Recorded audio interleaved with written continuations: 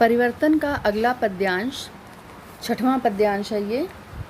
इस पद्यांश में सुमित्रा नंदन पंत ने परिवर्तन की निष्ठुरता एवं विकरालता का प्रभावपूर्ण वर्णन किया है।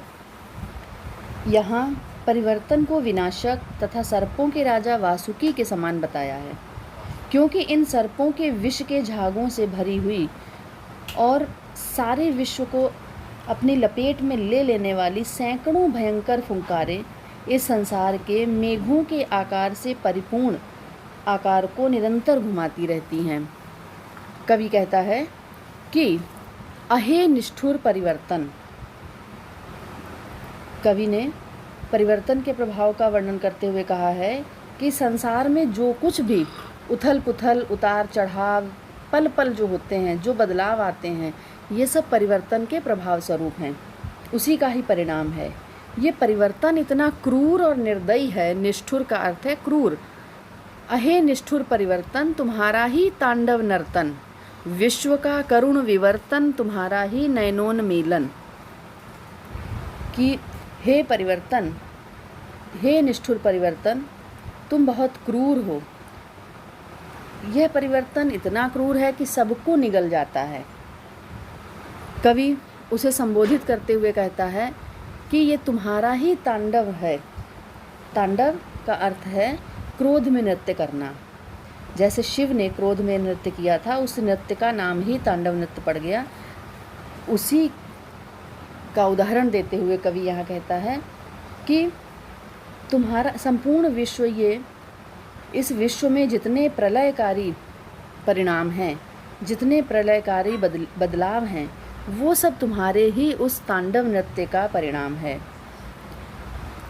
तुम्हारा ही विश्व का करुण विवर्तन, जो ये विश्व में करुण विवर्तन है, शोक फैला हुआ है, चारों तरफ हाहाकार मचता है।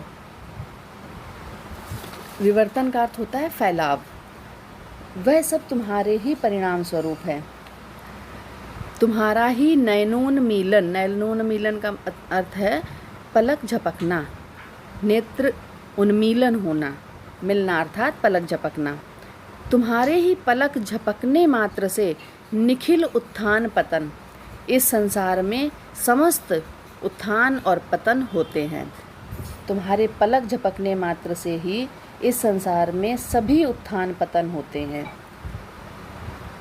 अहे वासुकी सहस्त्रफन, सांपों के राजा महाराज वासुकी की उपमा दी है, यहाँ पर संज्ञा दी है परिवर्तन को। कवि कहता है कि परिवर्तन का नागराज वासुकी के रूप में सामने आना, जिस प्रकार नागराज वासुकी एक फुंकार से ही सब कुछ निगल सकते हैं, वैसे ही ये परिवर्तन सब कुछ अस्त व्यस्त कर सकता है, सब कुछ नष्ट कर सकता है, उत्थान कर सकता है चाहे तो, और चाहे तो पतन कर सकता है। हे सहस्त्रफन, सहस्त्रफन के मतलब हजार फन वाले। पूरे पद्यांश को फिर से एक बार देख लेते हैं। हे हजार फन वाले वासुकी, सर्पों के राजा वासुकी, ये समस्त तुम्हारे ही तांडव नृत्य का परिणाम है। जितना भी इस संसार में प्रलय हो रहा है, जो कुछ इस विश्व में करुणा का विस्तार है, वह सब तुम्हारे ही प्रभाव स्वरूप है। तुम्हारे पलक झपकने मात्र से ही इस संसार में उत्थान पतन हो जाते हैं।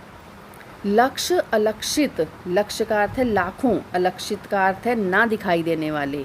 चरण तुम्हारे चिन्ह निरंतर, सांप के पैर कभी दिखाई नहीं देते हैं। कवि कहता है कि हे हजार फन वाले सांपों के राजा वासुकी, तुम्हारे दिखाई ना देने वाले लाखों चरण छोड़ रहे हैं जग के विक्षत वक्ष स्थल पर। विक्षत का अर्थ है घायल, वक्ष स्थल का अर्थ है हृदय पर, सीने पर। तुम्हारे लाखों ना दिखाई देने वाले चरण अपनी छाप इस संसार के घायल हृदय पर छोड़ रहे हैं, घायल छाती पर छोड़ रहे हैं। शत शत फेनोच्छ्वसित स्फीत भूतकार भयंकर, संस्कृत निष्ठ भाषा है यहाँ पर। शत शत का अर्थ है 100। क्या कहता है आगे कवि कि तुम्हारे ही ये सैकड़ों आग उगलने वाले, फेनोच्छ्वसित, फेन का अर्थ है फेना, उच्छ्वसित का अर्थ है उगलना।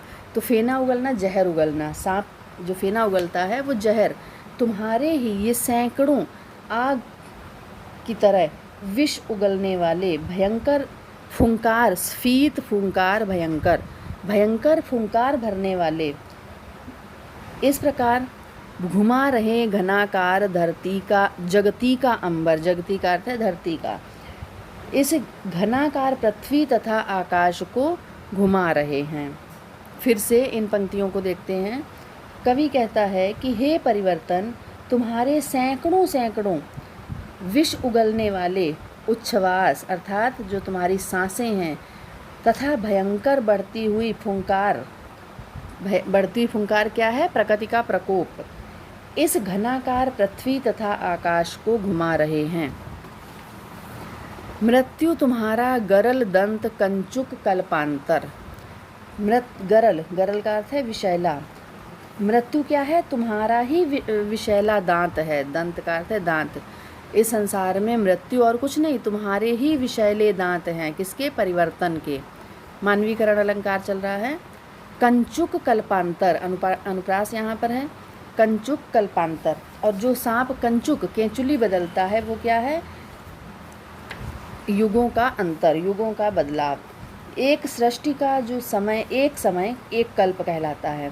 तो कवि कहता है कि मृत्यु तुम्हारे जहरीले दांत हैं और कल्पांतर ही, जो युग का बदलाव है, कल्पांतर ही तुम्हारे केंचुली है। परिवर्तन रूपी सर्प, कहने का तात्पर्य है कि परिवर्तन रूपी सर्प एक कल्प के बाद, एक युग के बाद अपनी केंचुली बदलता है। अखिल विश्व ही विवर, विवर का अर्थ है बिल, सांप की बिल। अखिल संपूर्ण विश्व, संपूर्ण विश्व ही तुम्हारे रहने का बिल है। वक्र कुंडल दिक्मंडल, और सभी, दिक्मंडल का अर्थ है दिशा मंडल, सभी दिशा रूपी मंडली तुम्हारी वक्र कुंडल, जो सांप, कुंडल का अर्थ है कुंडली, जो सांप घूम कर बैठता है उसे कुंडली कहा जाता है। सभी दिशाओं रूपी मंडल तुम्हारी ही कुंडली हैं। अर्थात संपूर्ण दिशाओं के अंत तक अखिल विश्व में, विश्व रूपी बिल में परिवर्तन रूपी नागराज कुंडली लगाए बैठे हैं। इस पद्यांश में यहाँ से परिवर्तन कविता समाप्त होती है, जो हमारे पाठ्यक्रम में है। कवि ने परिवर्तन की भयंकरता का यथार्थ रूप प्रकट किया है। जो बातें यहाँ बताई गई हैं वो सब हम आसपास अपने देख सकते हैं। यहाँ रूपक अलंकार भी है और अनुप्रास है। परिवर्तन को सर्पराज वासुकी के रूप में, ये प्रश्न याद रखिएगा कि परिवर्तन को किसके रूप में चित्रित किया है? सर्पराज वासुकी के रूप में। भाषा शुद्ध साहित्यिक संस्कृत निष्ठ खड़ी बोली है। गुण ओज है। रस इसमें रौद्र है, रौद्र का स्थायी भाव होता है क्रोध, तो यहाँ पर क्रोध, समय के परिवर्तन के क्रोध का वर्णन किया गया है, तो यहाँ रौद्र रस है। और साथ साथ में कहीं कहीं पर शांत आ गया है बाद में। शैली मुक्तक है, शब्द शक्ति लक्षणा है। अब इसके पश्चात अगला शीर्षक हम अगले वीडियो में पढ़ेंगे, बापू के प्रति।